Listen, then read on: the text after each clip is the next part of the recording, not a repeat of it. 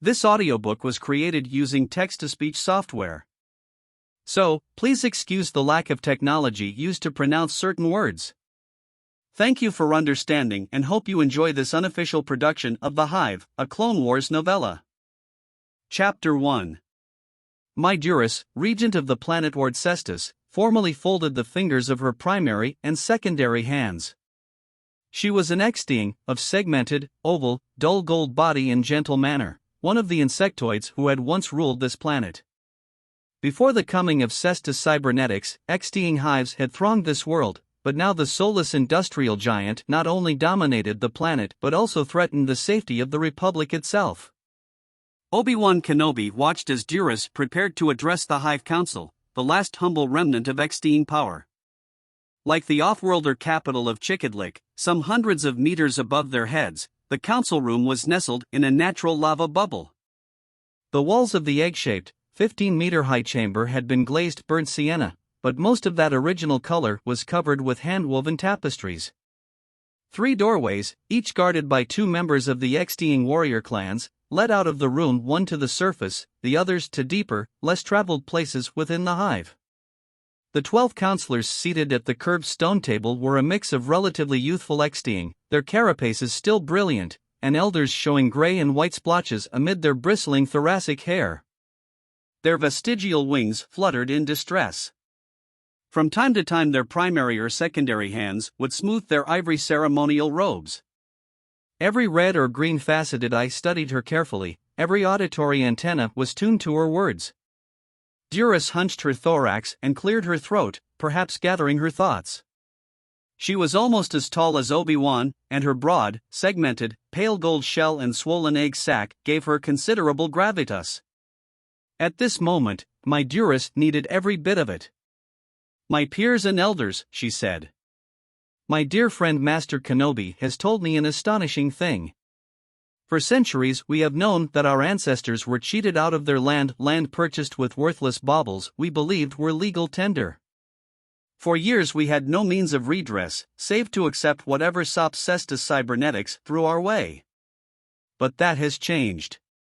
Her eyes gleamed like cut emeralds. Master Kenobi brought with him one of Coruscant's finest barristers, a vipid who knows their laws well. "And according to the central authority, if we should choose to press our suit, we can destroy Cestus cybernetics. If we own the land beneath their factories, we can charge them whatever we wish for land usage, possibly even take the facilities themselves." "What?" exclaimed Costa, the council's eldest member. All X-being cycled between the male and female genders every 3 years, and Costa was currently female. Although too old for egg-bearing, her sac was still swollen to impressive size. She looked shocked. "Is this true? You would do nothing except destroy the planet." Kaiser Quill sputtered. Only minutes earlier Duras had deposed him as head of the council. His rage and surrender pheromones still spiced the air. "Destroy Cestus cybernetics, and you destroy our economy." Costa's expression bristled with naked contempt for Quill's transparent half-truths. The Hive was here before Cestus cybernetics. It is not the Hive that will suffer if this company changes hands, or even if it dies. It will be those who have sold themselves to offworlders for a promise of power. "But my lords," Duras said, drawing their attention back to her once again. "I have obligations to the offworlders, people who came to Cestus with skills and heart, wanting only to build a life here. We cannot use this opportunity to destroy. We must use it to build and heal." The X-being Hive Council members nodded, perhaps pleased by her empathy. Although she was new to their ranks, they seemed satisfied with her grasp of the responsibilities. But Quill was in no way mollified by her words. His stubby wings quivered with rage. "You have won nothing, Duras. I will block you, I swear. Regardless of what you think you have, what you think you know, this isn't over yet." He stormed out, humiliated and enraged. Obi-Wan had watched the proceedings, withholding comment, but now he had to speak. "Can he do that?" "Perhaps," Costa replied. "Any member of the families can veto any specific business deal. She was referring to the 5 families who ran the mines and factories that fed the droid works. Once there had only been 4, but Quill had wormed his way into their midst by delivering labor contracts and quelling dissent, selling out his own people in the process. If he believes it is in his best interest, or just for the sake of hatred, he will try. An alarming thought seemed to occur to her. He might try to keep you from sending the Supreme Chancellor this information. Perhaps you should send it immediately. Reluctantly, Obi-Wan shook his head. The Chancellor will use it as legal pretext to shut down Cestus Cybernetics. In that case, no one wins. Your best bet is to use this information as emergency leverage. Only days before, Obi-Wan had arrived on Cestus to stop the planet from selling its deadly bio-droids to the Confederacy. By means of a unique living circuit design, the droid works had created a machine that could actually anticipate an attacker's moves. Understanding their potential, Count Dooku had ordered thousands of the devices originally designed for small-scale security work with every intention of converting them to battle droids. The thought of such an army, marching in the thousands, chilled Obi-Wan's blood. In the face of such a juggernaut, both the Jedi and the Grand Army of the Republic might fall. The spread of such lethal devices must be stopped at all costs. The favored means of deterrence was negotiation, but bombardment was not out of the question. Initial contacts had not been promising. Cestus Cybernetics was loath to cease production of such a valuable commodity, and believed Chancellor Palpatine would never order the destruction of a peaceful planet selling a legal product. With the XDing as allies, Obi-Wan's assignment would be far simpler. Over the last days he had gained the trust of Midurus, Cestus's puppet regent, and taken the first steps to furnish her with real political authority. If he could win over the Hive Council, as well, there might be serious cause for optimism.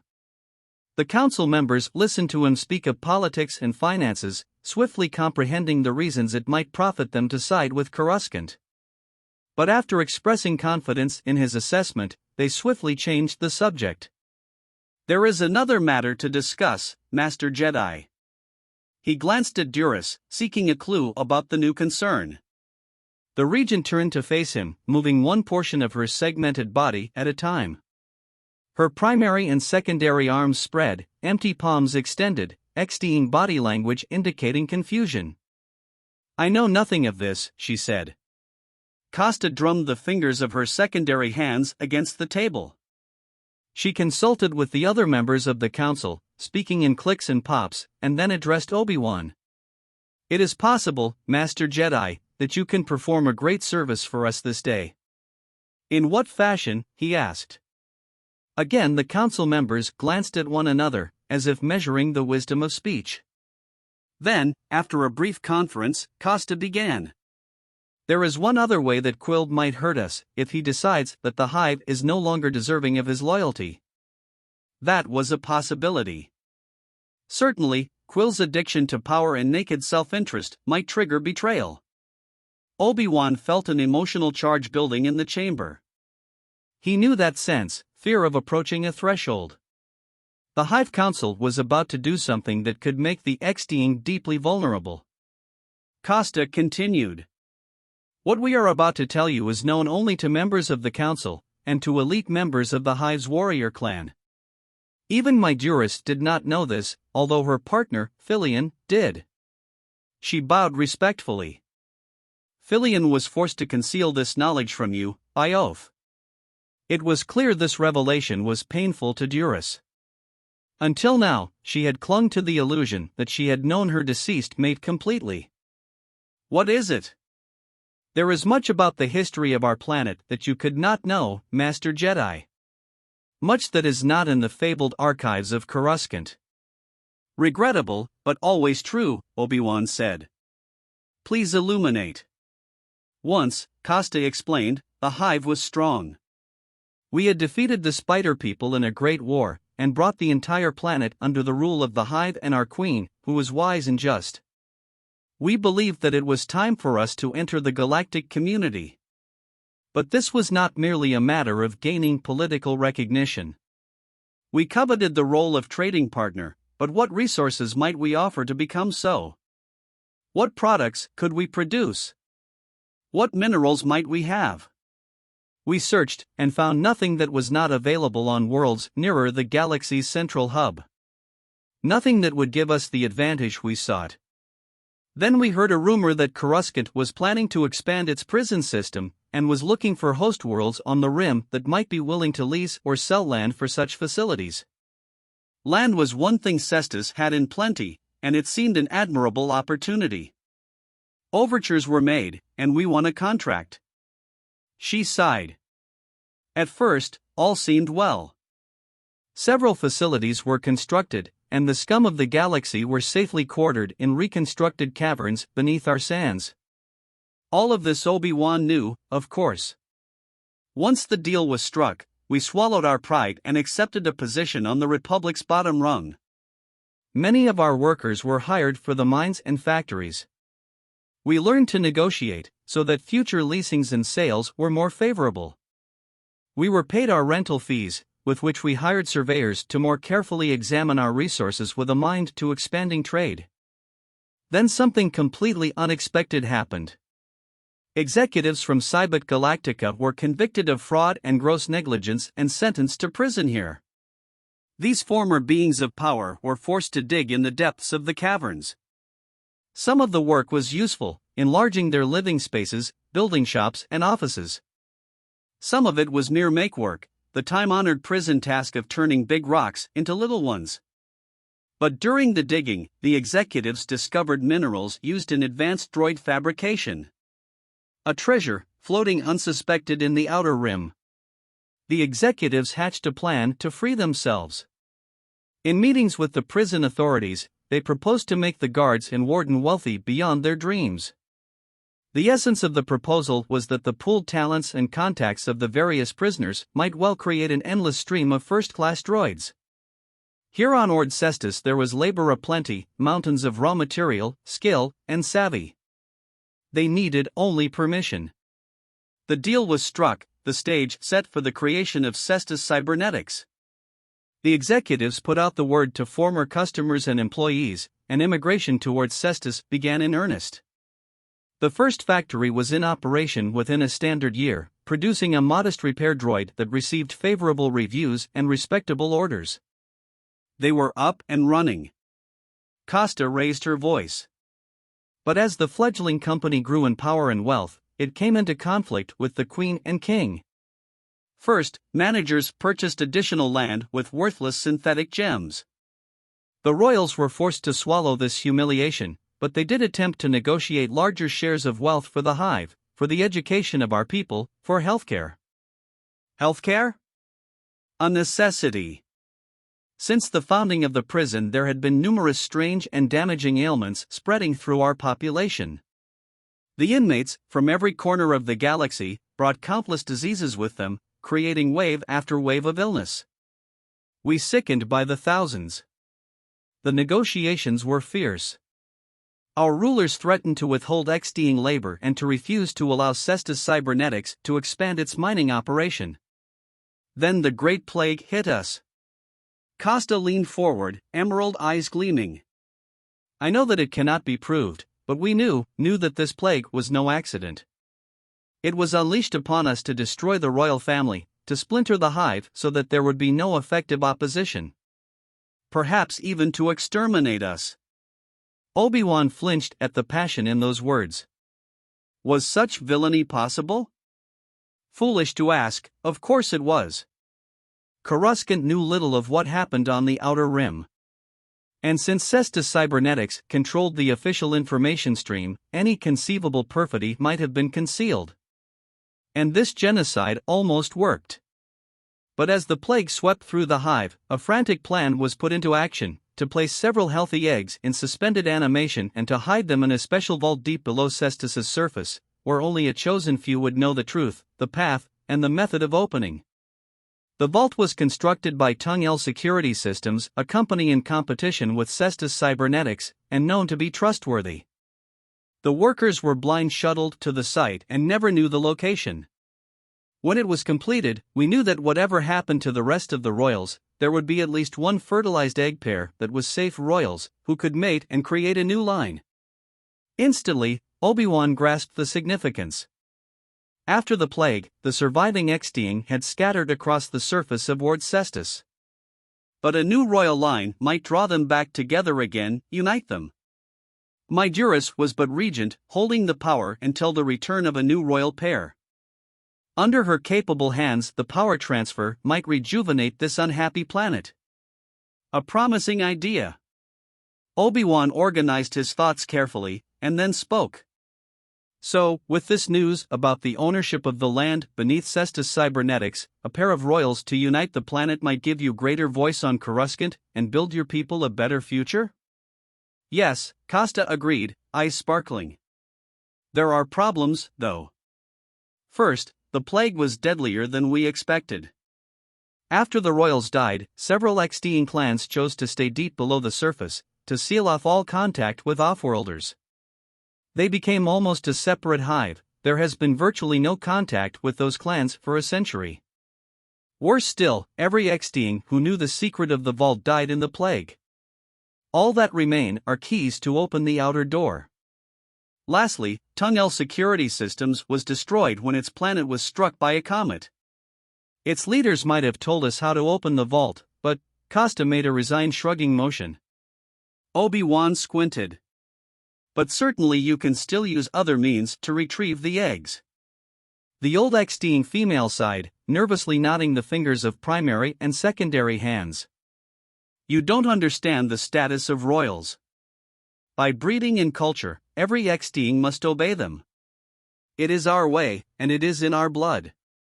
Therefore, they are both the greatest treasure and the greatest threat. An Extiing royal pair in the hands of Cestus Cybernetics would reduce every Extiing on this planet to slavery. Rather than have that happen, a tamper detector was built into the vault. We are not certain as to its details, but we have reason to believe that after 3 unsuccessful attempts to open the chamber, the eggs will be destroyed. By the stars! These people had been so desperate? So, he began cautiously. What service do you wish of me? Twice in the past we tried to regain the precious eggs. Twice our bravest have tried to reach the vault. Twice they perished before they could reach it. A pause.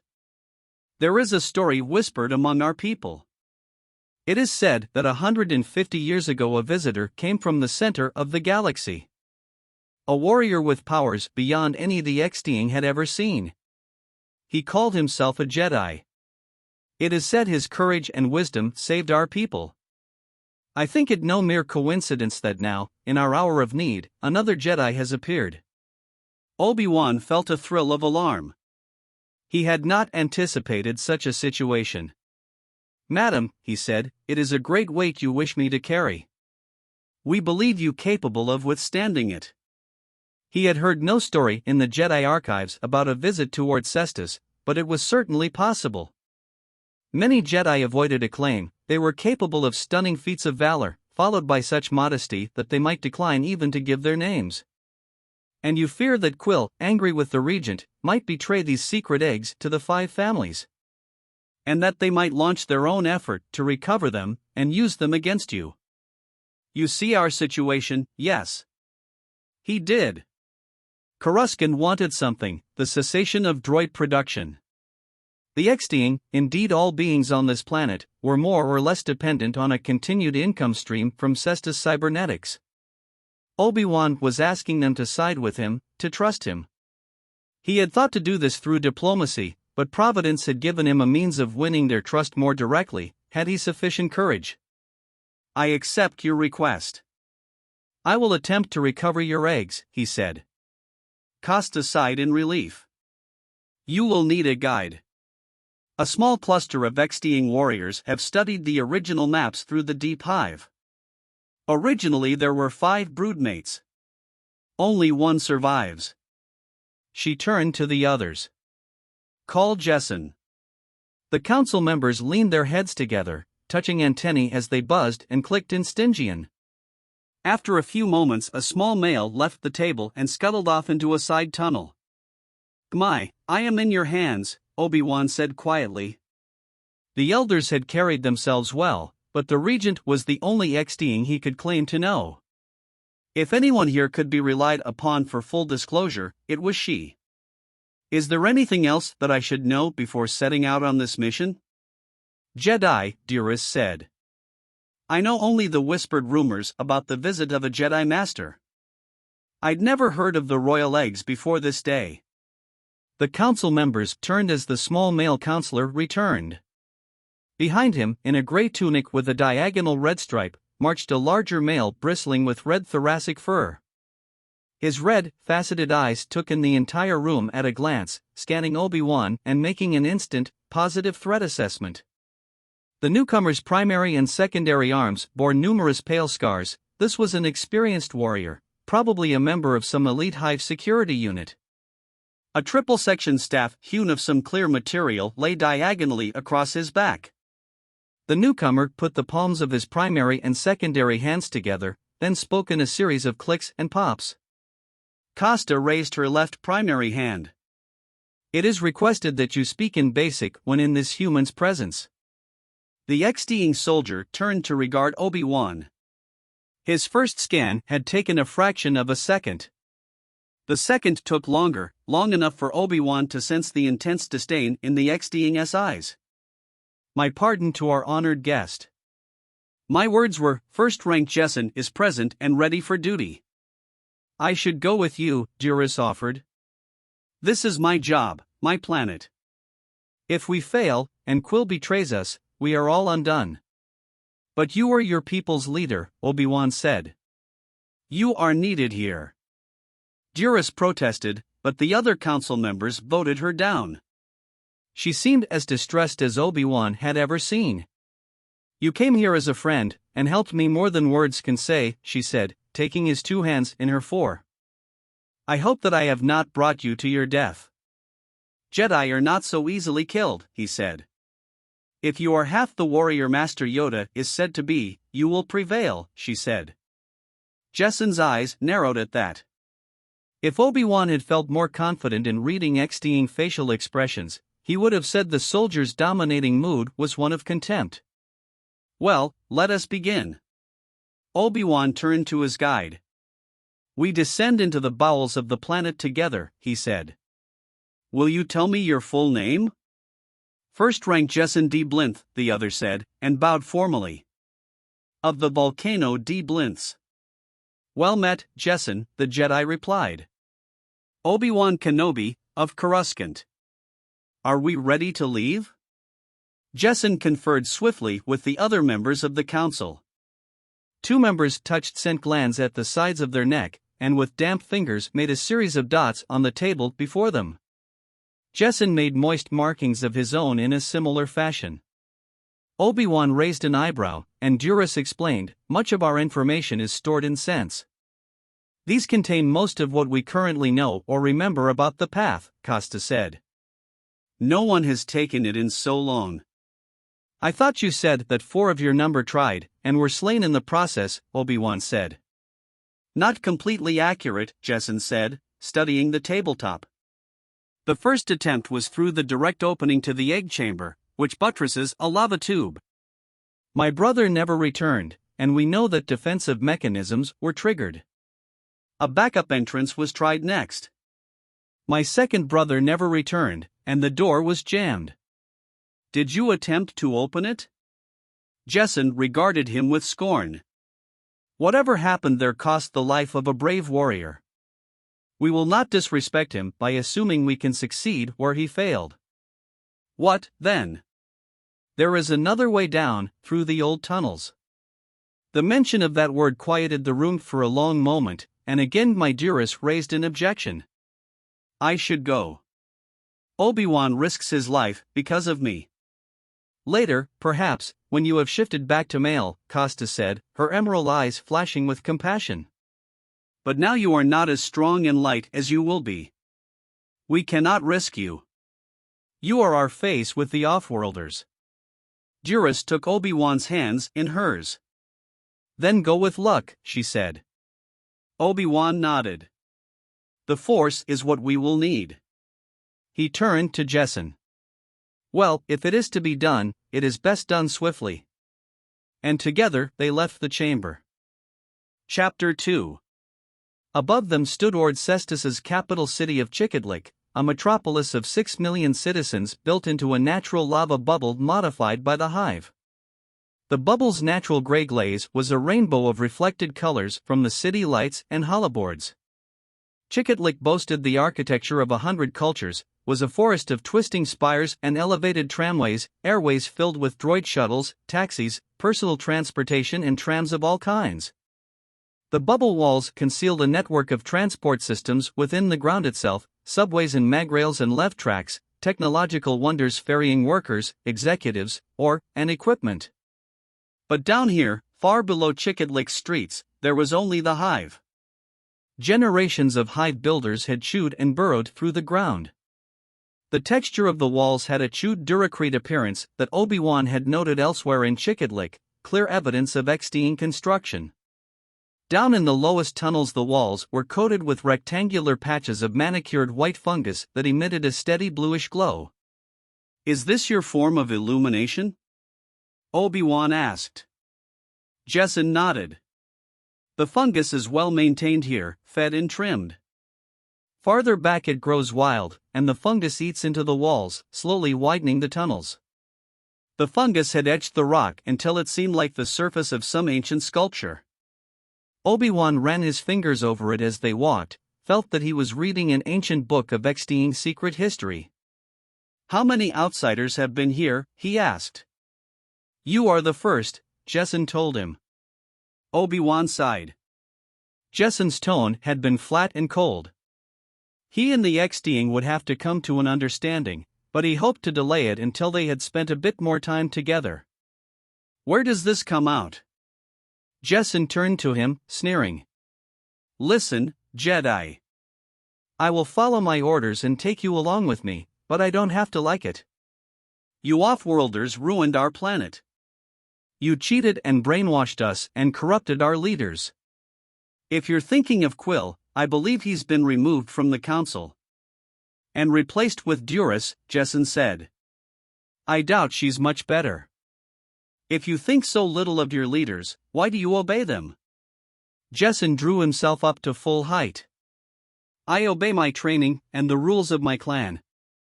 I am loyal to the Hive, not merely the council. And now the council wishes the return of the royals. This I will help them do." His wings fluttered a bit. In the glow of the fungus, they seemed like sheets of pale blue ice.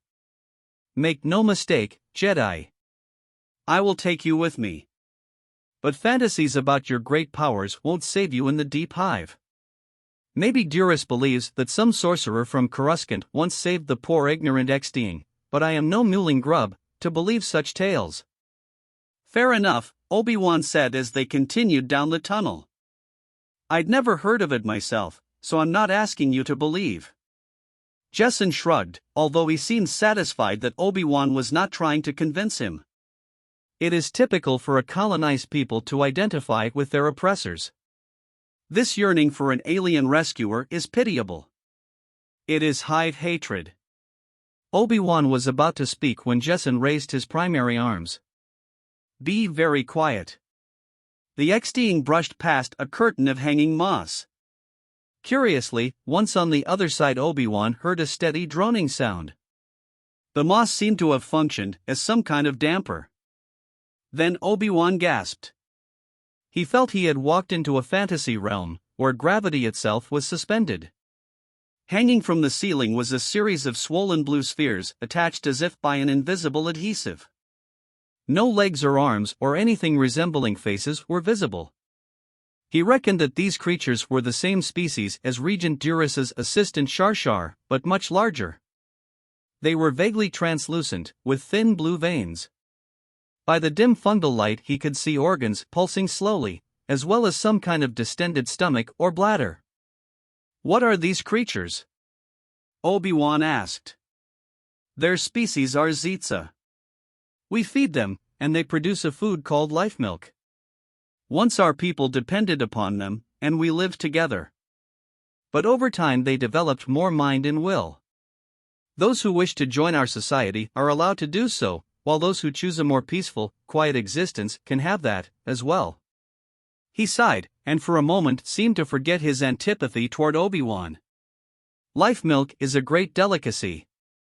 He turned to the Jedi. As an off-worlder, you can afford it more readily than most XDing. The bluish surfaces of the life milk creatures gave off a calming, peaceful radiance, but even had Jesson been more sanguine, Obi-Wan would not have chosen to sample at this time. One never knew the effects of alien foods, even benign, and he had to rely upon all of his senses in the coming hours. The room was warm, almost uncomfortably so, and Obi-Wan swiftly determined that the heat emanated from the many bodies crowded together. As he watched, the smooth surface of one of the globes began to roil. A bulge recognizable as a nose appeared, followed by two eye holes, emerging from the surface almost like a creature floating up through a pool of oil. Obi-Wan blinked, startled, as similar faces grew on two of the other spheres. Generalized faces, something between an XDing and a human, almost as if the Zetsa had no real form of its own, instead borrowing appearance from its neighbors. The three spheres with faces pivoted to watch the intruders who had awakened them from their long, productive slumber.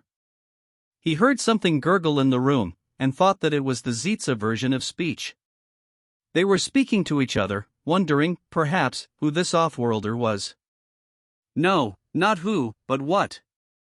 If Jesson was accurate, no other off-worlder had ever come this way, and that meant that in all probability they had never seen a human being at all. The room was the size of a star cruiser docking bay, immense, and silent save for that constant murmuring. Obi-Wan had the feeling he was walking through a room of sleeping children, except for the disquieting faces that appeared on the smooth surface of the dangling, gravity-defying bulbs. One of them formed lips and a recognizable mouth, and he stopped for a moment, transfixed. As he watched, his own face appeared, complete with beard, etched into the surface of the blue sphere. And then the corners of the mouth lifted. "It's trying to communicate," he whispered, astonished. "It is dreaming," Jesson said. "And you are a part of the dream." The bulb pivoted to follow them as they reached the far side of the cavern. The tunnel there was darker than the life milk creature's place of resting, and Obi-Wan took that final image, the smile of a sleeping, mindless creature, with him into the darkness. Chapter 3. The tunnel leading away from the Zetsa chamber was narrower. If he had wished, Obi-Wan could have scooped blue-white fungus off both walls with his elbows as they walked. The mold here grew in wild patches, some of them slippery splotches underfoot, slick enough to make an unwary explorer turn an ankle. The wild moss gave a fainter light here, and from time to time Jesson used a glowlight to lead the way. The air itself felt musty and close. Obi-Wan guessed no one had been here for years. "Where are we now?" he asked. "Beyond where I have gone," Jesson replied. "But I know what lies ahead." "And that is?" "The Hall of Heroes," Jesson said.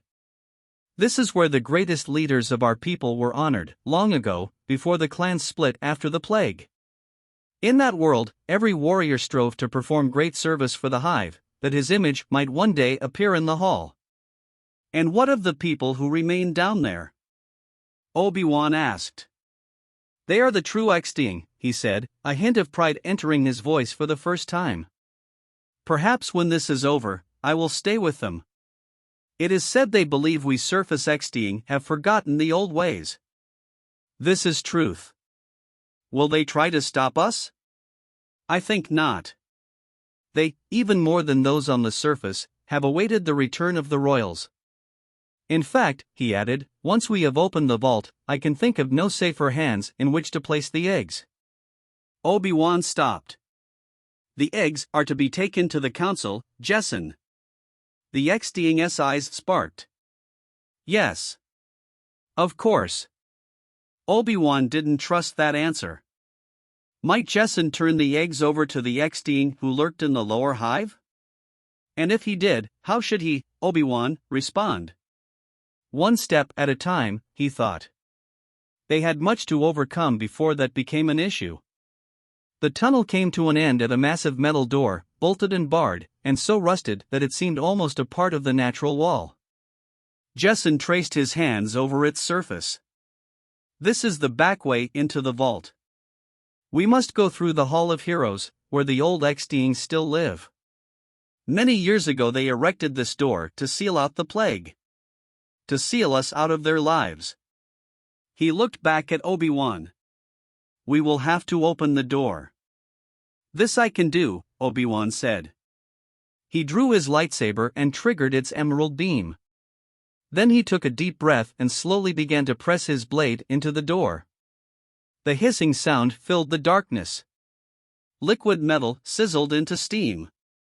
Within a few moments he'd burned a fist-size hole in the door. Obi-Wan stopped and peered through. Nothing but darkness beyond. He listened. Nothing. No. Not nothing. Something scuttled on the other side of the door. But it was something distant. Claws on metal and stone. Other than that, silence. The fingers of Jessen's secondary arms twined with tension. Is there anything you're not telling me? Obi-Wan asked. There are stories, Jessen admitted. 5 years ago when we tried to free the eggs, one of my brothers went through another opening. I know he made it as far as the Hall of Heroes. But after that, he shrugged. We lost communication. I see. Obi-Wan didn't like the sound of that. It could imply entirely too many things. He widened the hole, then waited for the metal to cool so that they could wiggle through. I'll go first, he said. The mold in the next chamber was just barely bright enough to reveal a large empty space with a rock floor. The room was perhaps 20 meters across, with gently convex walls. Looks clear, he said, and then slipped through, instantly alert. By the glow of his lightsaber he saw that the floor of the roughly spherical chamber was of level stone. In the center was a descending stone stairway. Obi-Wan supposed that it led to another chamber below them.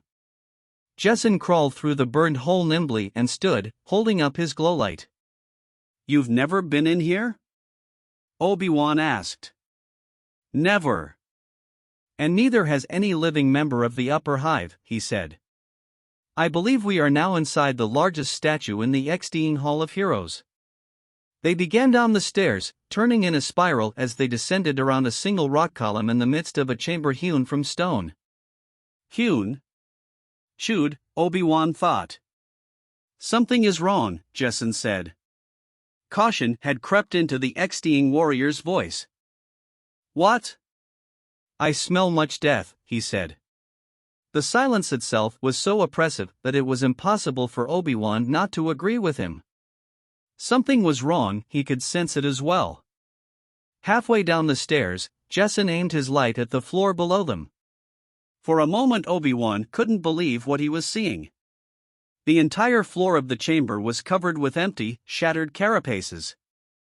Countless heaps of them, scattered about like bones in some large predator's lair. What happened here? Jessen whispered. What would you think? The exoskeleton fragments, the skulls and legs and chest pieces, seemed to stare back at them, simultaneously mocking and warning. Either they crawled into here by the thousands and died, or what? Obi-Wan asked. Or something dragged them in here. Obi-Wan crouched, running his fingers along the broken edges of a carapace. There was no moisture in the remaining flesh at all. This had happened years ago. He rose and led the way to the descending stone stairway in the room's center. The twisting exit had no guardrails, and it would be a nasty spill if taken unexpectedly. The dusty smell of old, forgotten death rose up to enfold them. When they reached the bottom, his foot crunched on a leg carapace. Light, he said simply, and took it from Jessen's hand. The carapaces had been cracked open. No withered flesh remained to be seen. Devoured?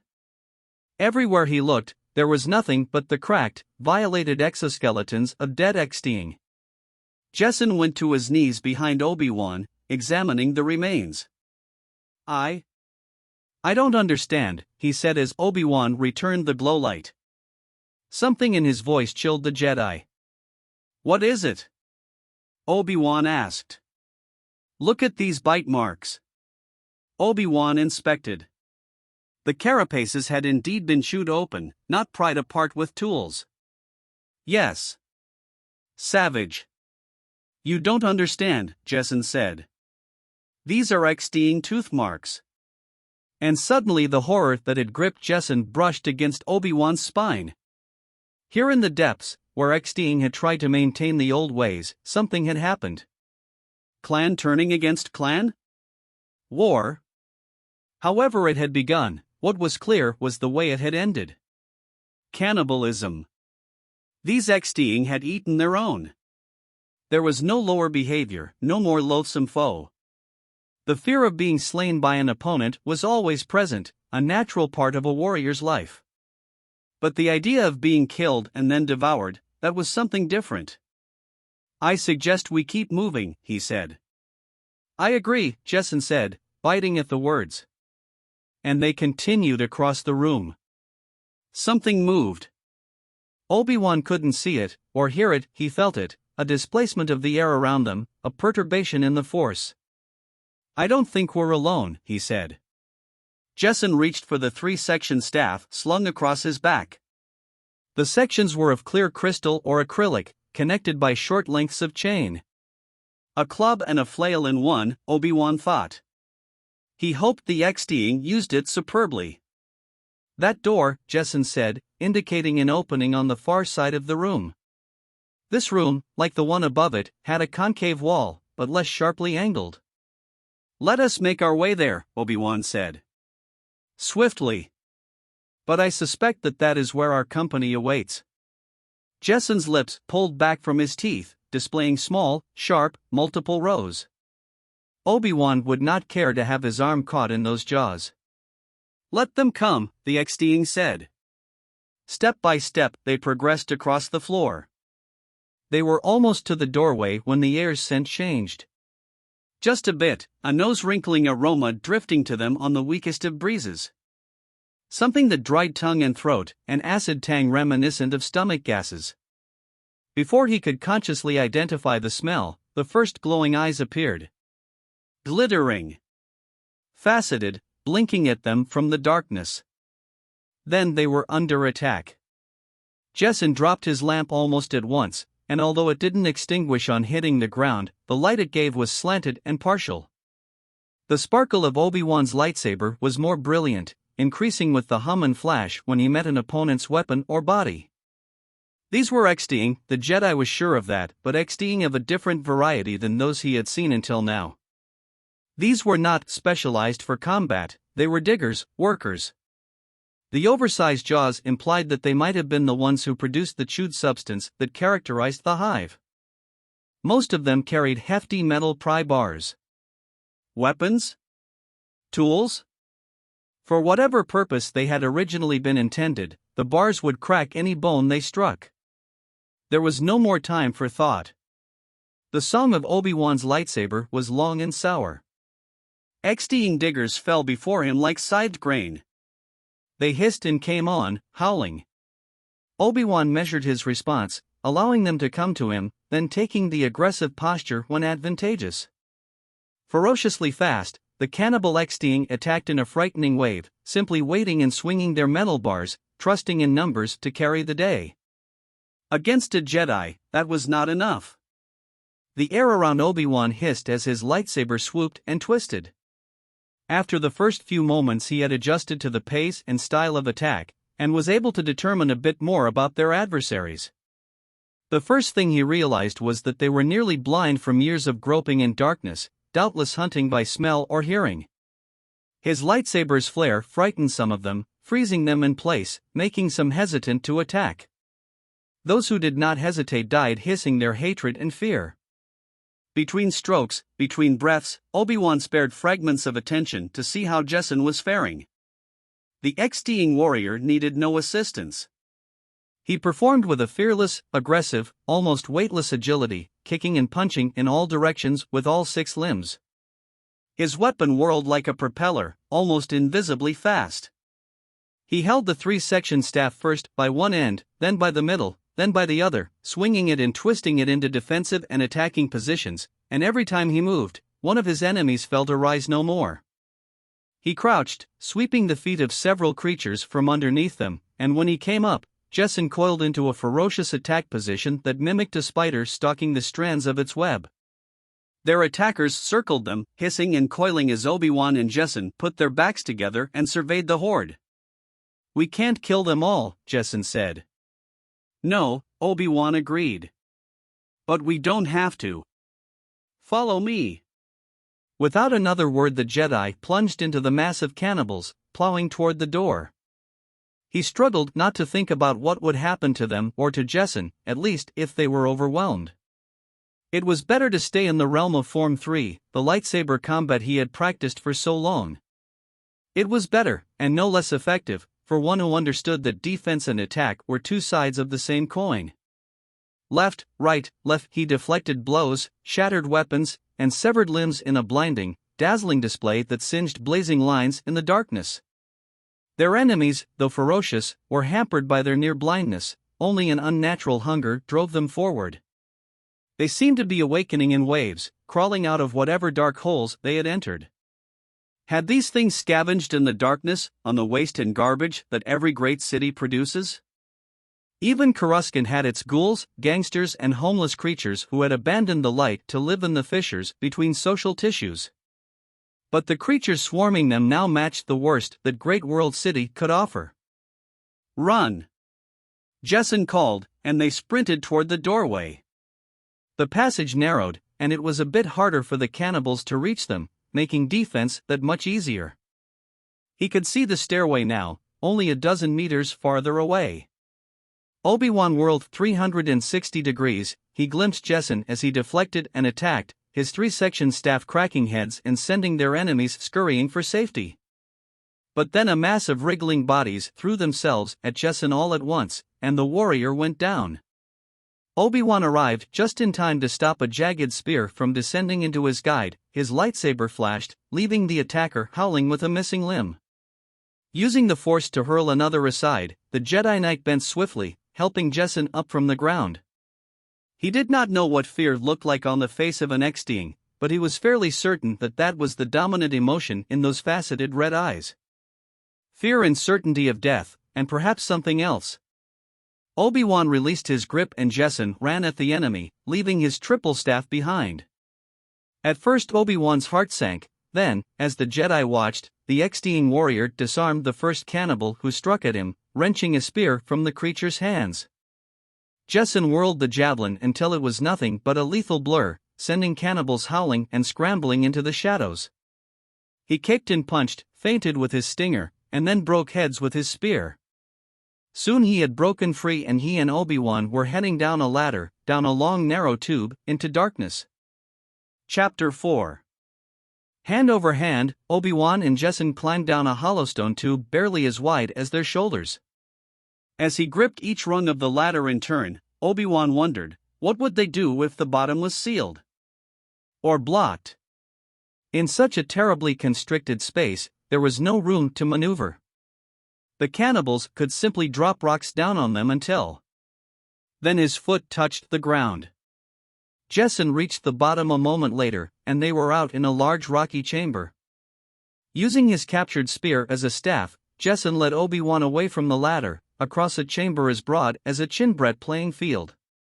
Dim wreaths of mold illuminated some of the walls, immense statues lined the room, images of gigantic, regal X-Being in various imperious poses, each of them at least 30 meters in height, some twice that size.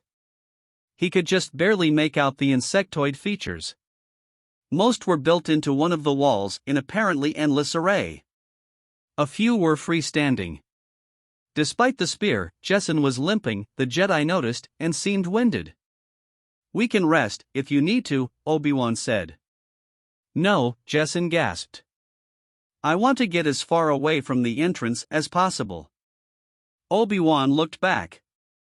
"They don't seem to be following us," he said. Jessen stopped, his brow furrowed. "You're right. I wonder why." Obi-Wan considered the possibilities, and didn't like what came to mind. Under what circumstances did predators fail to pursue fresh meat into the open? Are these other statues hollow?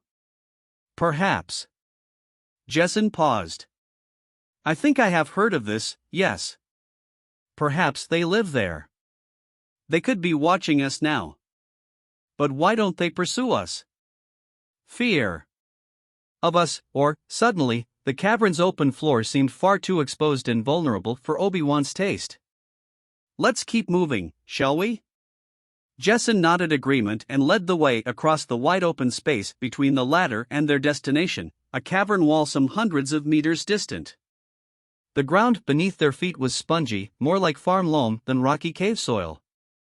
This way, Jacen said, and when they had crossed the cavern, he leaned against the wall, gasping for air. As they took a breather, Obi-Wan looked back the way they had come. The vast statues were so shrouded in darkness that he could barely make them out. What a sight this chamber must be with full illumination! The one statue that had led them down into the chamber was largest of all, its outline fading into shadow. Was this an image of some great leader or warrior, perhaps the last, great queen who had swallowed her pride to bring her people into the Republic's arms? Jacen paused, taking a sip from a small flask of water. He shook his head, and drops of water flicked from the tuft of fur at his thorax. Are you all right? Obi-Wan asked. No, Jacen replied.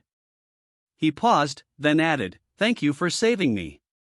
He said it grudgingly, as if the words hurt his mouth. We are companions, Obi-Wan replied simply. Which way, now? Well, the other entrance, the one that became sealed after a failed attempt, would be through these tunnels. He pushed himself away from the wall, and they walked along the cavern's far edge. Obi-Wan's feet sank into the flaky soil with each step, a not entirely pleasant sensation. The soil grew harder, and suddenly they were on a meter-wide strip of rock climbing along the wall. Obi-Wan was happy to be away from the soft cave floor. Something about it disturbed him. What exactly had happened here? His puzzle-solving mind worried at the problem from varied directions as the ground beneath them began to tilt up into a steeper incline. They climbed along the ascending path for several minutes, finally reaching a tumble of rocks that buried the footpath. There was no way around it. Obi-Wan peered over the side. They were now so far above the ground that his glow rod's beam simply dissolved into darkness. Jacen poked and prodded at the rocks with the spear. My brother must have tripped a deadfall here, he said. A miniature avalanche, designed to protect the secret path. Jacen's brother had followed a faulty map, or perhaps just made a mistake. Obi-Wan and the Yexting scrambled up over the rocks and gazed down the other side. Jacen pointed up along the path. That's where the other door is. From here, everything looks all right. I hope so, Obi-Wan said soberly. I don't relish the idea of going back up through the statue. Nor do I. All right. Good. We have our path of retreat secure.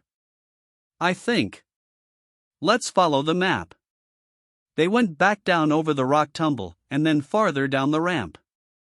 Gleaming in the lamplight were more statues of various Yexting in heroic poses. Jacen studied them carefully. This is what we need, he said. Then he began muttering to himself in his people's clicking, popping speech. Several of the engraved images depicted Yexting with primary and secondary arms crossed, legs spread. Some were in male mode, and some in female. Around the heads of these full-size images were clusters of miniature engravings of similar design. Suddenly Obi-Wan realized what he was looking at: hieroglyphs, images extracted from pictographs of Yexting and Sestian environments. This was very old, the beginnings of written language. Jacen was reading the wall.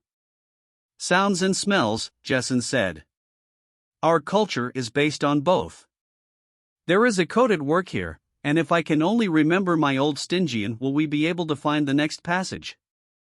He sniffed along the wall, studied, backed up almost to the edge of the ramp. Obi-Wan looked down into an inky void. They were 50 meters from the ground below. A bad fall. Shine the light higher, Jacen whispered. Obi-Wan did. There was another level of images up above the lower, and Jacen smiled. Do you see these images? This says, we are not individuals, but of the Hive. We are not to struggle alone, but shoulder to shoulder, and upon the shoulders of past Hive heroes. Obi-Wan nodded. A fine sentiment. Please. Elevate me, Jecen asked, setting his spear aside. For a moment Obi-Wan assumed that this was a request for enlightenment, but then realized Jecen was being quite literal. He cupped his hands, and the XD climbed up, balancing himself with all four hands spread against the wall, feeling around. Then his fingers found their objectives, and Obi-Wan heard a sharp clicking sound. The wall slid back, and an opening appeared. Jecen boosted himself up and disappeared into the hole.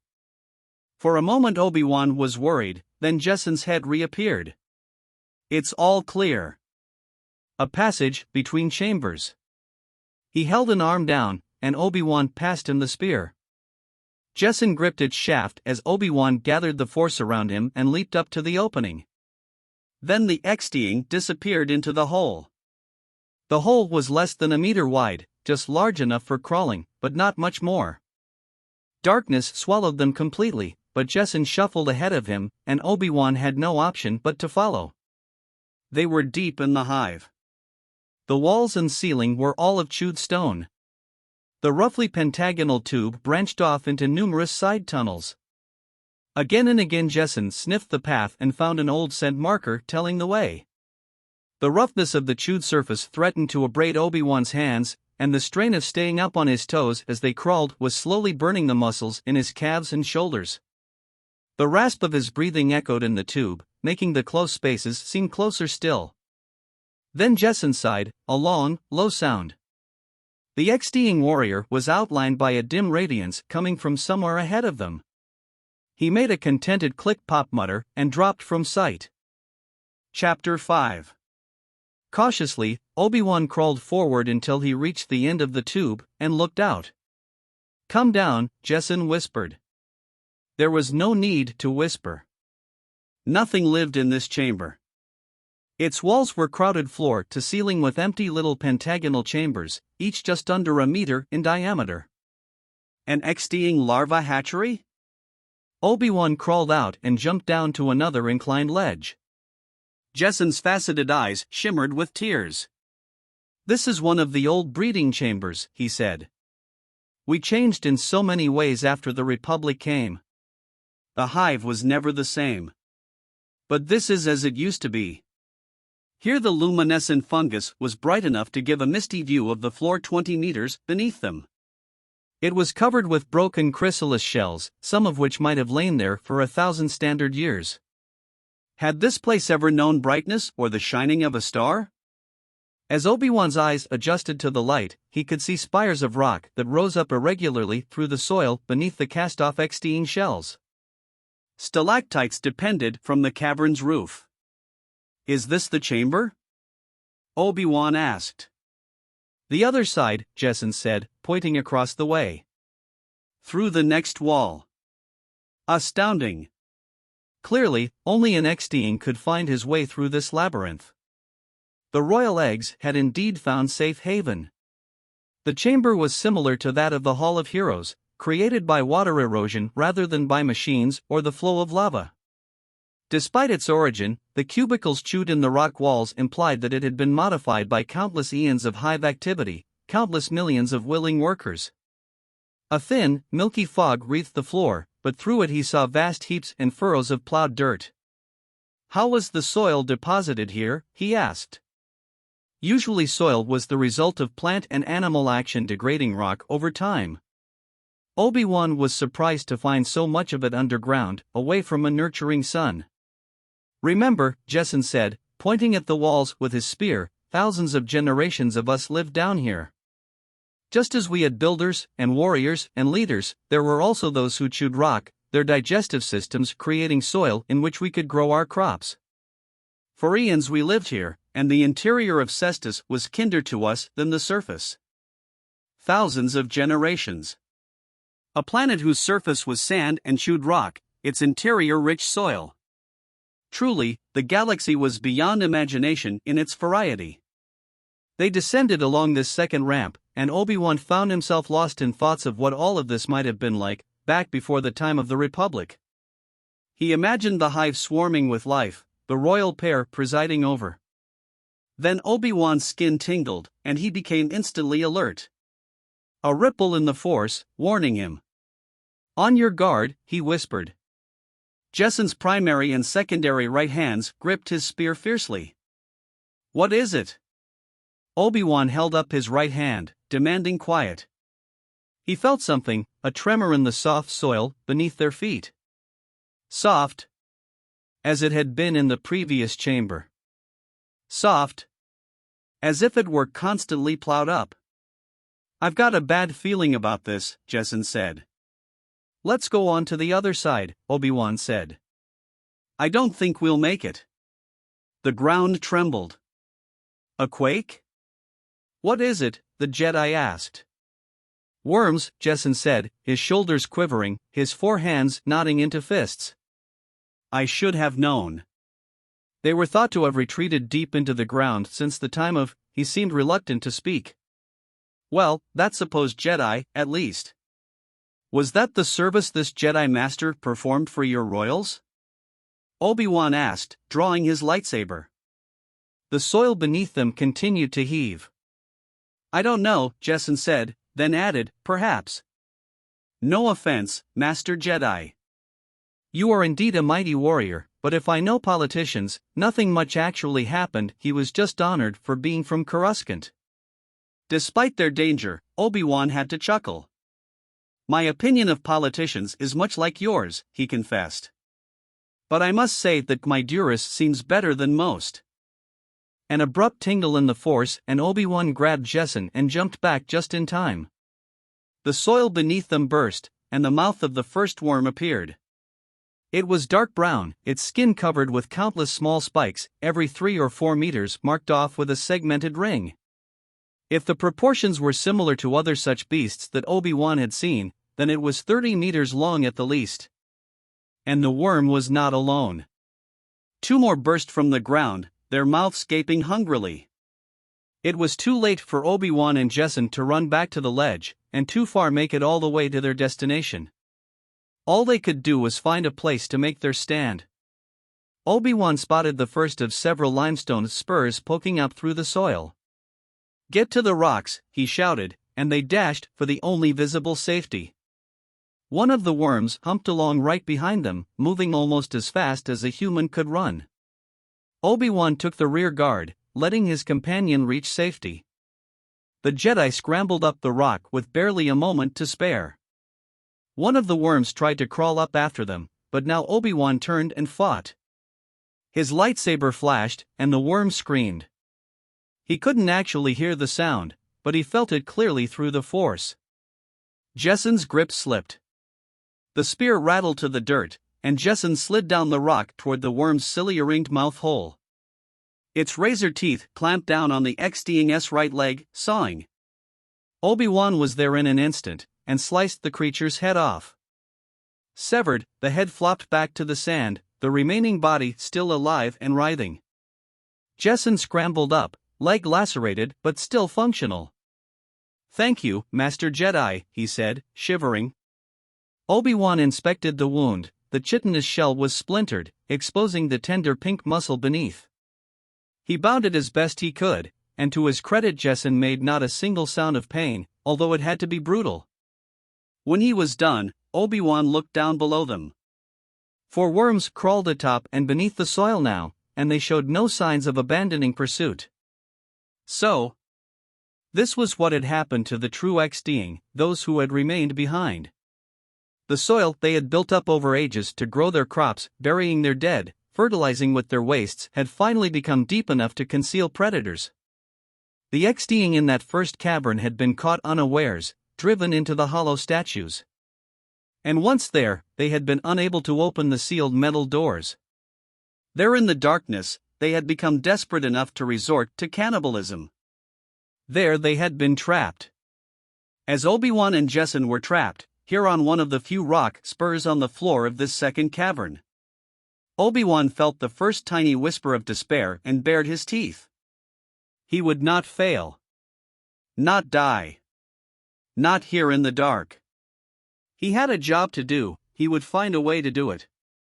The worms hissed at them, their cilia wavering back and forth with a chilling, unnatural appetite. Jecen grimaced and climbed a little higher as another worm tried to ascend the spur. Obi-Wan seared it with the lightsaber, and it retreated without a sound. Again Obi-Wan could sense it shriek through the Force. The soil humped up in furrows. From both far ends of the cave additional worms appeared, plowing up the ground and gnashing at them. There had to be 10 or 15 in all by now. Some larger, some smaller, all deadly. Maybe they smell us. Or hear us. Or they're calling each other to dinner. He shone his light up above them. What's that? There's something up there. Favoring his injured foot, Jecen climbed higher on the spur, shining his light as he did. There was indeed something clinging atop the spur. No, Obi-Wan realized as they climbed. Not something. Someone. And not clinging. Strapped to the rock by a length of rope was the desiccated corpse of an extiing male. Little was left but carapace and dried flesh. What happened here? Jecen whispered. This was my broodmate Tesser. He made it this far, and no farther. He climbed higher to touch his own forehead to his dead brother's withered brow. He climbed up here to escape the worms. Strapped himself so that he wouldn't slide back down if he lost consciousness. If he became weak. And here he died. So. Now they knew what had happened to 2 of those who had tried to reach the egg chamber. We will die, Jecen said, his voice flat and drained of emotion. That's defeatist thinking, Obi-Wan said. After all, Tesser made it farther than the other. Perhaps we can make it farther still. Something like hope blossomed in Jecen's eyes. You have a plan, Jedi? Not yet, but I will. What distance to the far wall? Obi-Wan measured it with his eyes, 60 meters. Too far to run. The worms would overwhelm the wounded Jecen, and perhaps Obi-Wan, as well. And there was no point in reaching the egg chamber without his extiing companion. Without Jecen's specialized knowledge, he had no chance at all of accessing the vault. What equipment do you have? My spear is gone. I have the glow light, and a grapnel line. A grapnel line? That might come in useful. Let me see it, Obi-Wan said. Jecen showed him the gun. It was about the size of a hand blaster, with a filament reel nestled beneath. Fairly standard GAR surplus. How much line? Obi-Wan asked. 20 meters? So. They had 20 meters of grapnel cable as standard equipment, but that wasn't enough to get them over. To their left jutted another rock spur, this one about 15 meters from their destination, the far wall. The spur was about 30 meters away. Could they make it that far? No, not with Jecen's wounded leg. All right. What, then? Obi-Wan looked up above their heads and noted a 10-meter stalactite above them, halfway between their current position and that rock spur. A plan began to evolve. It would depend on the strength of that stalactite, but it might just work. I'm going to try something, Obi-Wan said. If you trust me, we might make it through this. All right, Jedi, Jecen said. I have no choice. Let's hear your idea. You'll see, Obi-Wan said, and climbed higher up the spur. The worms humped around the base. From time to time 1 or 2 tried to crawl up, but they couldn't get good purchase on the rock and slipped back down. Obi-Wan took Jecen's grapnel and aimed carefully, firing it at the protruding stalactite. The line flew true, its claw tip anchoring deeply into the rock. He yanked hard, and it seemed firm enough. All right, he said. Hold on to my waist. Jecen looked at him dubiously, then his strong, thin arms encircled Obi-Wan's waist. Obi-Wan braced himself and swung off the rock spur. They flew in a long, shallow glide, the radius of their arc taking them so close to the soil that the worms hungrily snapped at them, cilia weaving as if in starvation or anger. Jessen clung to him, faceted red eyes wide in wonder as they flew. Then the X-Being uttered a shrill series of terrified clicks as the stalactite above them broke. They were on the upswing of the arc when it happened. A huge chunk of rock snapped free and fell, sabotaging their arc. They flew up, then the rock smacked down into the soil, jerking them back down hard, so that they whoofed into the soil a moment later, the impact slamming the breath from Obi-Wan's lungs. He scrambled up as fast as he could, winded but unwilling to die a meal for the worms. "Run!" he screamed as the creatures streaked toward him. He had the presence of mind to trigger the grapnel's release mechanism and jerk the line free. The reel pulled in the filament as he sprinted toward the next rock, feet pounding puffs of dirt from the ground. Jessen was limping too slowly. Obi-Wan closed his mind to pain, grabbed with his right arm, and, ignoring the strain, forcing himself to greater effort, heaved the X-Being soldier up on the rock, then leapt up himself as one of the worms grabbed his left boot. He reached out, scrabbling for the rock and failing to find purchase as the worm struggled to drag him back down. But Jessen had regained his senses, and reached down for Obi-Wan's wrist with primary and secondary hands. He braced his spindly legs and pulled for dear life. Obi-Wan managed to brace his knee against the rock and pushed, forcing himself up as the worm lost its grip. He scrabbled up a bit higher and then, bracing himself, turned with lightsaber in hand and cut his attacker in half. The severed portion dropped to the ground and writhed, ichors oozing from the end, then disappeared into the ground and was gone. The Jedi gulped air and breathed a sigh of relief. He looked up at Jessen. "Thank you," he said. "We're even now," Jessen said. He scanned the wall ahead. "Well, we're better than halfway there." "That might be enough if we're clever," Obi-Wan said. He climbed up the limestone spur, measuring the distance to the far wall, hoping that he had been correct. Otherwise, it was all too possible that their skeletons might, one distant day, be found here on the rock. "Where is the far opening?" he asked, shading his eyes with his hands. "I can't see it." "There is a rock ledge, about 5 meters above the ground," Jessen said, pointing. Obi-Wan squinted until he could make it out. "Yes. And beyond that is the entrance to the chamber. I can get us in." After that, the X-Being shrugged. "I do not know." "All right." Obi-Wan measured the distance between the far wall and the rock spur, and found a surface that looked suitable. He fired the grapnel. Once again the line flew true, anchoring itself in the rock. He anchored the other end to their spur. He hated to leave the gun behind, but either there were additional resources available on the other side, or all attempts at survival might be futile. "Give me the light," Obi-Wan said. He turned Jessen's glow light up to full radiance and shone it directly in the worm's eyes. For many years the worms had been in the caves beneath Chicotlick. But it was possible they hadn't been down here long enough to grow blind that, in fact, brilliant light might actually be painful and confusing to them. And clearly it was. Already they were scurrying away, their pain echoing through Obi-Wan's force sense. "Let's go," he yelled. And he began moving out over the soil, hand over hand along the line. 20 meters, give or take. The worms seemed to have recovered from the light, they were humping back in the direction of their quarry. Obi-Wan swung his feet up and crossed them over the line for support, then triggered the lamp again beneath them. The worms gave their soundless squeal and retreated. But not as far. Obi-Wan extended his senses through force, sensing the hissing, coiling creatures as they crept back. He unhooked his feet from the line and moved hand over hand again, increasing his speed. The line cut into his fingers. Pain like the slice of a frozen razor raced down his arm to his elbow. He bit back a scream, refusing to give up their position. Could the worms see them? He wasn't certain, but Obi-Wan considered it unlikely the creatures had evolved to hunt prey dangling over their heads.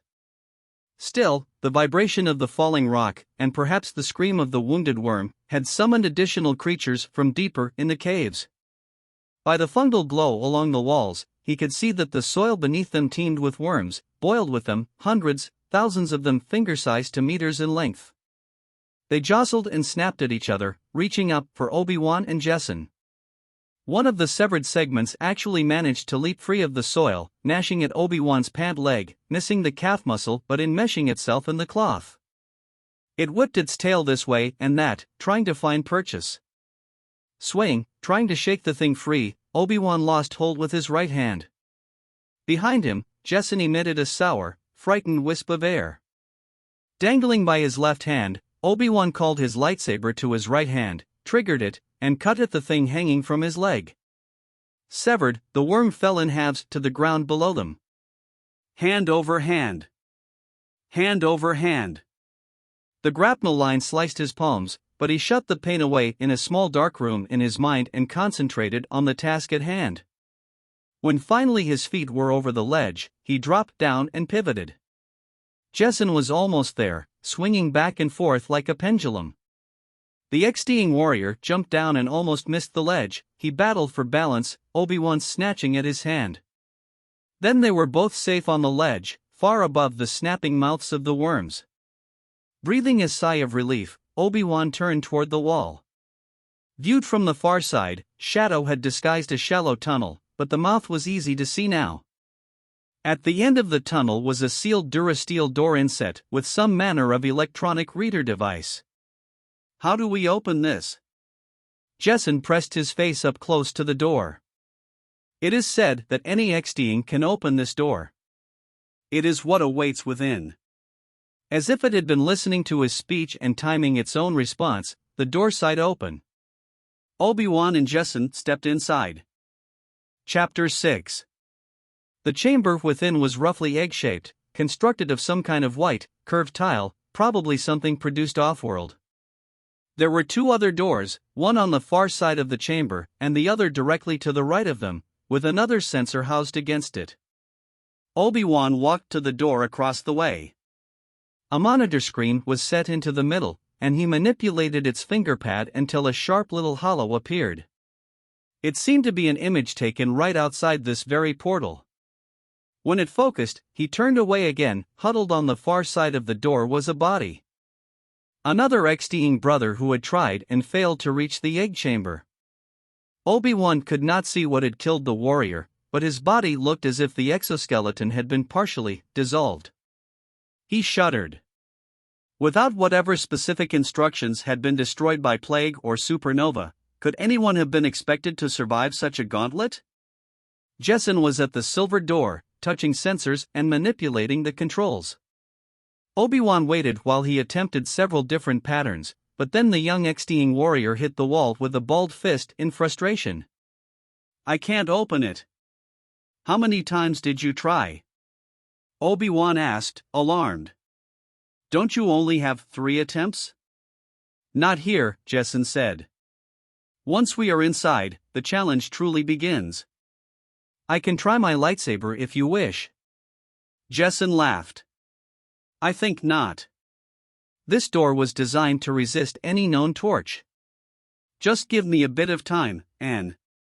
But Obi-Wan had already triggered his weapon and was forcing the glowing blade into the door. Turn your head away, he warned. Jacen complied. Within a few moments, Obi-Wan knew Jacen was right. This door was certainly tougher than the previous one. Regardless, the Jedi weapon blistered the durasteel, sending sparks flying and globules of glowing metal dribbling down to the floor. The door was sandwiched with energy-absorbing circuits that slowed, but never stopped him. Finally the door twisted free, metal droplets spraying as it clattered down. They stepped through the smoking entrance. Within was another egg-shaped chamber with a 3-meter pentagonal gold seal emblazoned on the floor. On the far side, a single molded chair sat before an array of, what? Nozzles and beam projectors pointed menacingly at the chair, clear warning for anyone who would brave the challenge. Rows of readouts and meters blinked to life as they entered, and Obi-Wan inspected them swiftly. Most of the controls were labeled in both Basic and Stygian. One of the most provocative labels read, Worm Call/Worm Sensor. Worm Call? Then one of his questions was more or less answered. The worms had not been natural to the cave. The security company had brought them here as a passive guarding device. But had something gone horribly wrong? Had the worms found a way into the Hall of Heroes, where so many XDing still lived? That would explain much. What a moment of horror that must have been when the mindless creatures appointed to guard their most precious treasure burrowed or found a way through the rock wall separating the egg chamber from the living settlement, and chaos reigned. A hologramic display caught his eye. A sonic gauge of some kind, labeled hypersonic repel. So, the worms were called by sound, and could be repelled the same way. A simple answer, but one unknown to the XDing. Jessen had already eased his way into the command seat. Obi-Wan smelled the change in the room and guessed that the XDing was calming down, preparing to perform a task for which he had long prepared. Jessen's 4 sets of fingers interlaced, and there was a brack. Sound as 16 knuckles cracked in a whiplash. The XDing began his sequence, first speaking in Stygian, then switching to basic, perhaps in respect for Obi-Wan. The startup sequence is on record, he said, his 6 limbs moving with insect-like precision as he manipulated the controls. What is all of this? Obi-Wan asked, indicating the nozzles and ray projectors surrounding the seat in a halo. Was it possible that the legend, the fragmentary information available to Jessen, was incorrect, and it wasn't the eggs that would be destroyed if 3 wrong answers were given, but the questioner himself? For the first few minutes Jessen's efforts were unrewarded, then a hologram blossomed before them. The glowing image was a schematic of the entire room, the chamber itself. They could see a narrow shaft beneath the gold seal, and at the bottom of that shaft, behind a thick shield, lay 2 precious eggs surrounded by a laser array. Tentatively, he reached out through the force, but the mechanism controlling the array was too complex for his understanding. His heart sank. There was little question that the array would defeat any efforts he might make to circumvent it. How he wished that Anakin were here. His Padawan learner was an intuitive genius with all things mechanical, and might well have devised a means of defeating this apparatus. Obi-Wan felt helpless. Thankfully, his XDing companion had survived to enter the capsule. Their only hope of success lay in Jessen's 4 capable hands. Jessen took the controls as if he were playing some kind of complex musical instrument. Obi-Wan could hear varying sighs and squeaks, and the XDing warrior answered the calls in a blur of fingerplay across the control board. Finally, the schematic floated to the left. A spherical target shape appeared, its 3 layers rotating above a core resembling the egg chamber. 3 concentric layers. Obi-Wan's mouth felt dry. He glanced at his wrist chrono and was astounded. Had only an hour elapsed since they had first entered the catacombs? Since they had left the XDing Council chamber? It felt like days. An XDing voice with an interrogative intonation sounded, followed by a voice speaking in basic. Answer the following question: what is in the hive but not of the hive? What nurtures but is nurtured? What dreams but never sleeps? Jessen took a deep breath. From a belt pod he extracted a flat rectangle. This is the last remaining key chip, he said. I have only 3 chances, but I think that we will succeed. Do you know the answer to the riddle? Obi-Wan asked. Yes, Jessen said confidently. It is the Zetsa. They live in the hive but are not XDing. They give to us, but in turn receive nourishment and care. They dream but are aware.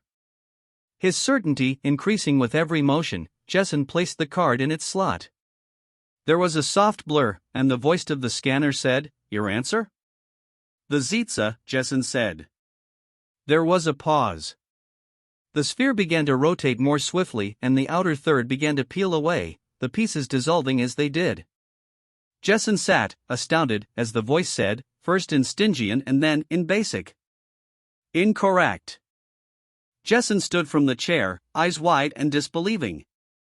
The voice said, "Sit down, or the session is terminated." Jessen looked back at Obi-Wan. The nozzles at the edges of the room opened like sunblossoms welcoming the dawn. Obi-Wan suspected, no, he knew that if the session was terminated, so were they. And so were the eggs. "Sit down," he said quietly. And Jessen did. The nozzles seemed to track their motion. Obi-Wan had no interest in discovering what might flow through them at a moment's notice. "Do you wish to continue the sequence?" the machine asked. "Do I have a choice?" Jessen said miserably. "Yes. You may choose personal termination. If you choose this option, the eggs will not be damaged." "I'll try again," he said, and swallowed hard. "Very well." A pause. The pause lasted for so long that Obi-Wan wondered if it was going to speak again, but then it did. Who lived and now stand still? Who cared not for acclaim, but are idolized by all? Who carried weight and now ring hollow? "You speak basic and Stygian," Obi-Wan said to Jessen. "Are the words accurately translated?" The warrior's serrated teeth clattered. "I think so. There is a certain poetry missing from the basic translation." "Who lived and stand still," Obi-Wan went on. "That could have two meanings, to be motionless, or to persist, to still stand, if you get my meaning. Do you understand this one?" "I believe so," Jessen said, but he no longer seemed so confident. "Then do you think you know the answer?" Jessen stared at the spilling sphere. "Just 2 layers left." "I think so." "Then answer," Obi-Wan said, trying to give the XDing confidence that he himself did not entirely feel. Jessen took a deep breath. "I am ready to proceed," he said. "Answer," the machine said. "The heroes of the Hive." "The Hall of Heroes." The seconds ticked past, and nothing happened. Then the sphere began to rotate more swiftly, and the second, orange layer peeled away and vanished. "Incorrect," the voice said. Jessen shivered in the seat, and Obi-Wan detected a sharp, sour odor in the air. "Fear?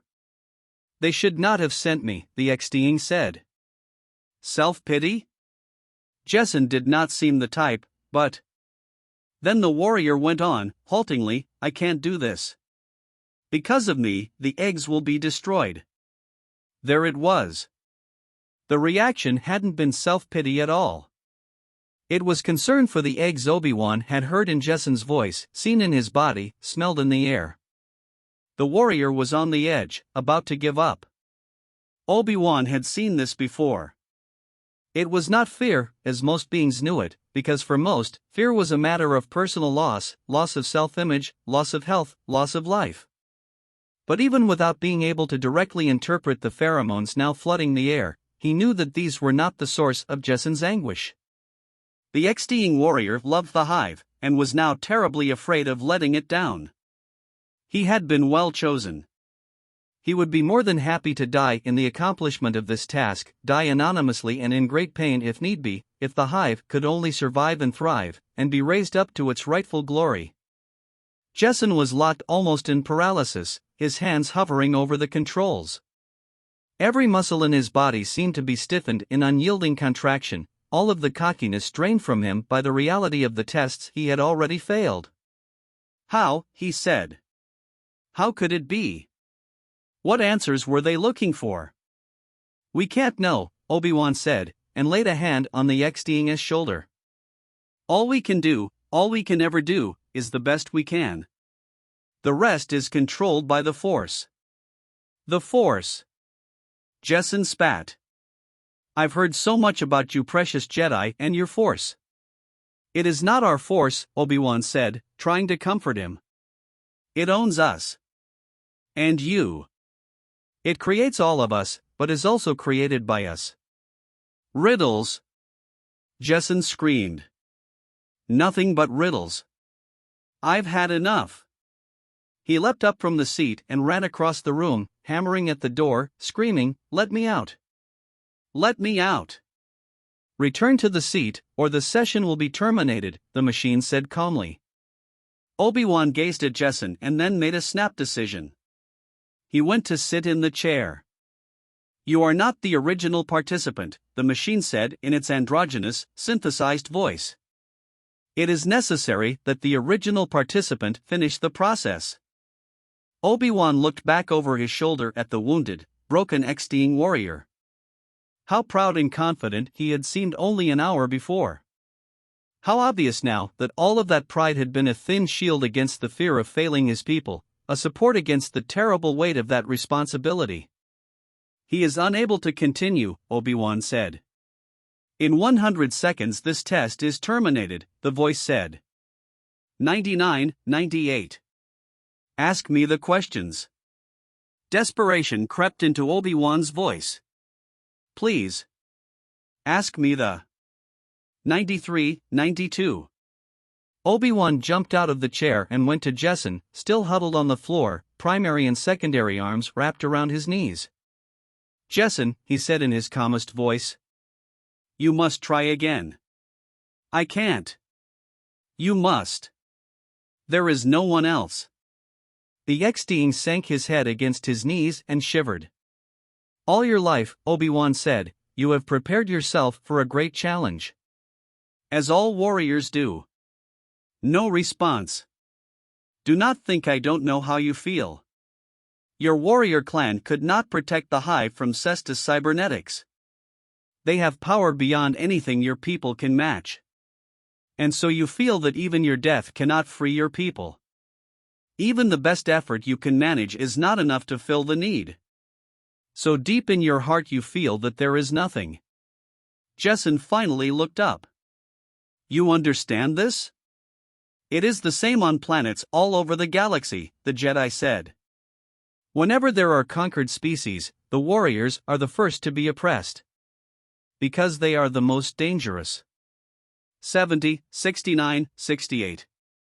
All my life, Jessen said, all I've wanted is to fulfill the function I was appointed at birth. As my ancestors did. When female, to bear healthy eggs, to learn and heal and teach. When male, to fight for my hive, to keep it safe. Perhaps to die. Jessen looked up at Obi-Wan, faceted eyes glimmering with hope. If the off-worlder could understand his misery, then perhaps, just perhaps there was a way out. There was an answer. And then when my Duras regained leadership of the Hive Council, you had hope. Yes. 54-53. Obi-Wan fought to keep his voice calm, although he felt the urgency boiling within him. And when you were chosen to be the one to find and bring back the royals, you thought that this was your chance. This was your opportunity to serve the Hive. This was the moment of glory. Yes. It still is, Obi-Wan said. All warriors dream of conquest, of glorious victory or glorious death. But none of us knows the price of our lives. None of us knows the worth of our deaths. That is for others to decide after we are gone. All we can do is struggle, to fight with both courage and compassion, to sell our lives dearly. And later, after the battle is over, others will be able to decide if that sacrifice was in vain, or whether it was the deciding factor. Some of us must place our lives on the altar of sacrifice. Others on our dreams of victory. Jessen gazed up at him, some small measure of hope and understanding creeping in. And if I fail, and the royal eggs die? Then you will have done all that you could, serving the Hive with all your strength. And if my failure costs your life as well as my own, Jedi? Obi-Wan spoke as kindly as he could. My life was forfeit the moment I set myself on this path. Tread not the path to war seeking to preserve life. That is a fool's dream. Seek to live your days honoring whatever principles you hold dear. Work to gain the highest skills of which you are capable. Sell your life dearly. Be true to the Hive, Jessen said. Yes. How can a human understand so well? Obi-Wan smiled. We all have a hive, he said. 27-26. Stand, Xting warrior, Obi-Wan said, putting Durasteel into his voice. Jessen stood. 15-14.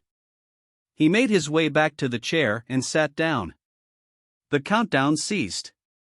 Are you prepared to continue? The voice asked in Basic, after a series of Stygian pops. Jessen answered in affirmative clicks.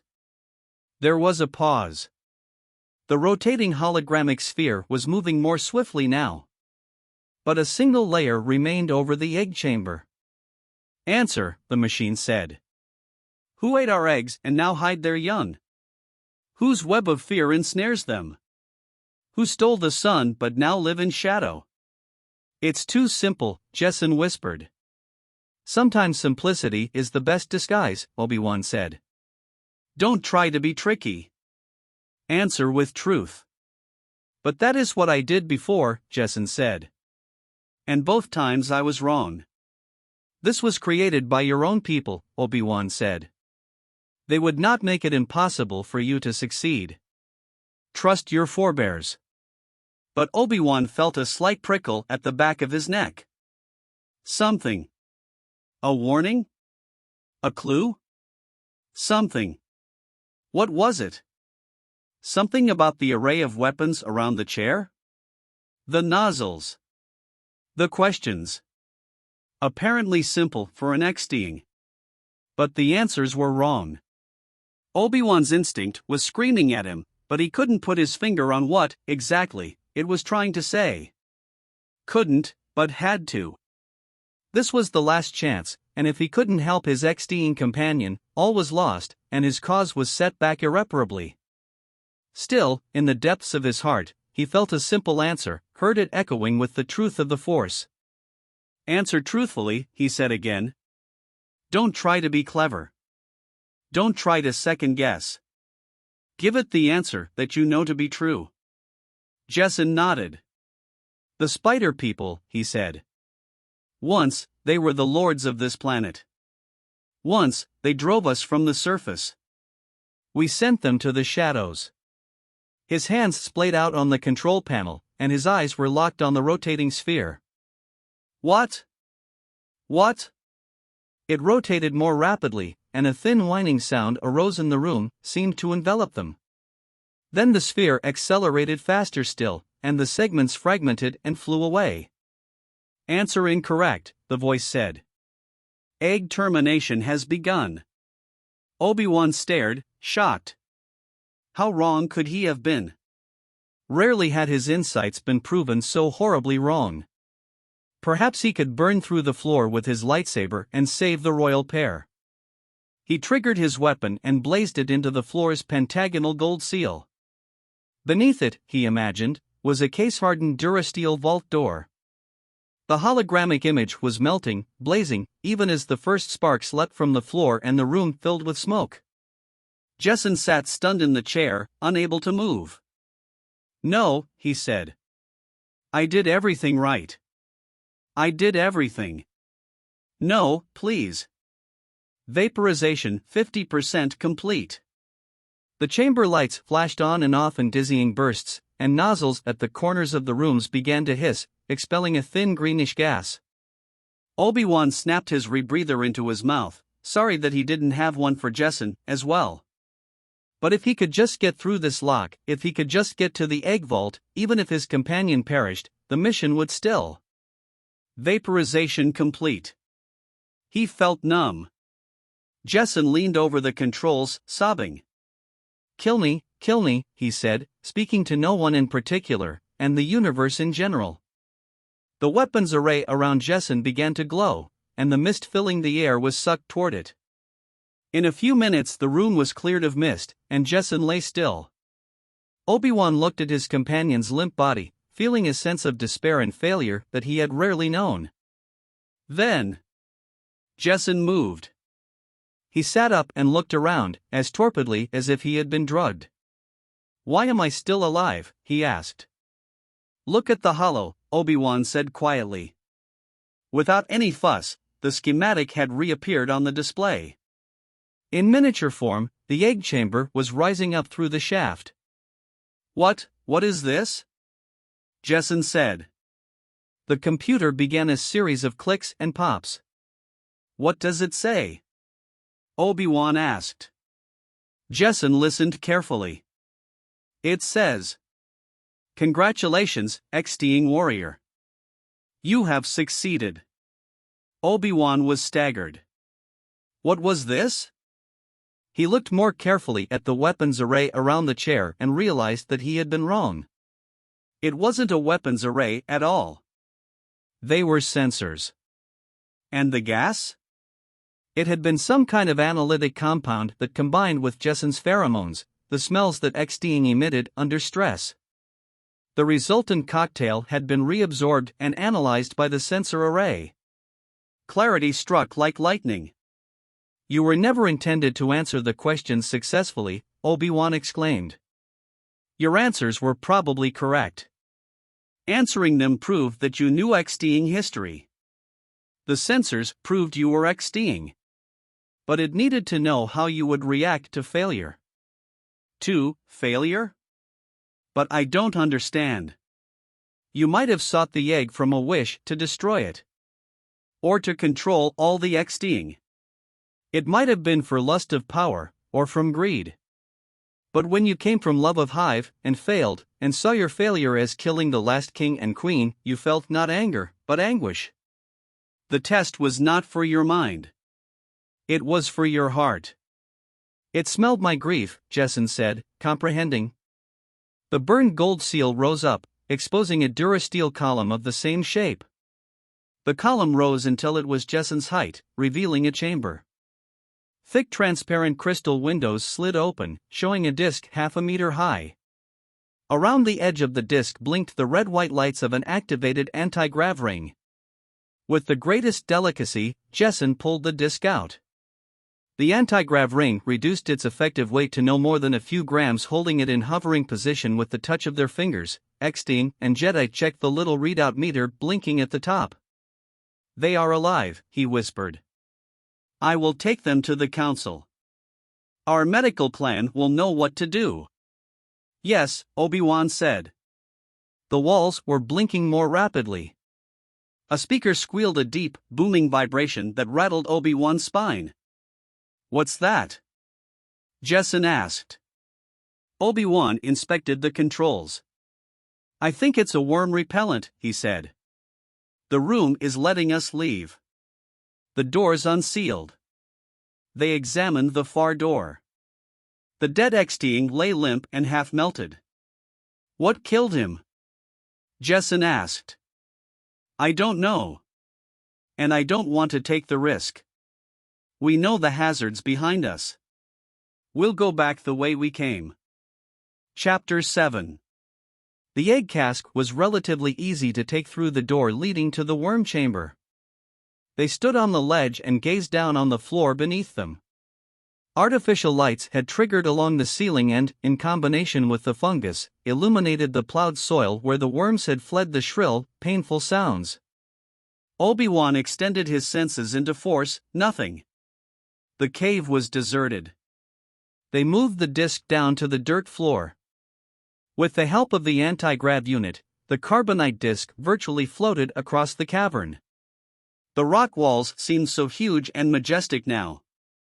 Obi-Wan hadn't been able to appreciate it, but as artificial lights switched on in the ceiling, the sight of cascading stalactites and vast arched walls took his breath away. What sort of celebratory scene had the builders pictured for this moment? Were thousands of Xting expected to be gathered now, cheering this ceremony as a new queen and king entered the world? How strangely and sorrowfully it had all worked out. There would be such celebration eventually, of course, but not now. Now there was silence and shadows. The egg cask slid easily through the pentagonal openings on the far side of the cavern. Jessen seemed drained but exultant, a different being from the cocky young warrior who had accompanied Obi-Wan from the council chamber less than 2 hours before. Truly, Obi-Wan thought, transformation was not a matter of time. It happened in a blink, or not at all. They crawled through the darkness, pulling the precious cargo between them. Jessen found his way through the labyrinth more easily this time, and their steady shuffling was not really laborious, it was filled with a sense of purpose. You know, Jedi, Jessen said back over his shoulder, I may have been wrong about you. It's possible, Obi-Wan said, smiling. A few moments passed, during which they proceeded in darkness, Jessen scenting his way and perhaps organizing his thoughts. I've seen what you can do, and who and what you are. He paused. It is even possible that Duras wasn't lying about that Jedi Master. Maybe he really did visit, and maybe he really did do something worth remembering. Obi-Wan chuckled. He himself might never know. At least, not until he returned to Coruscant. Then he might make polite inquiries, just to satisfy his curiosity. On the other hand, some of the greatest Jedi were notoriously reticent to speak of their deeds. His questions might well be carefully deflected, his curiosity never satisfied. They reached the next chamber, the Hall of Statues where they had first entered. Jacen climbed out and down onto the ledge. Obi-Wan gently pushed the egg cask out. Suspended by its anti-grav unit, it floated down to Jacen as gently as a chunk of tilewood settling through water. Obi-Wan jumped down lightly. There was a choice to make, to go back the way they had come, to re-enter that first hollow statue and brave the cannibals again, or...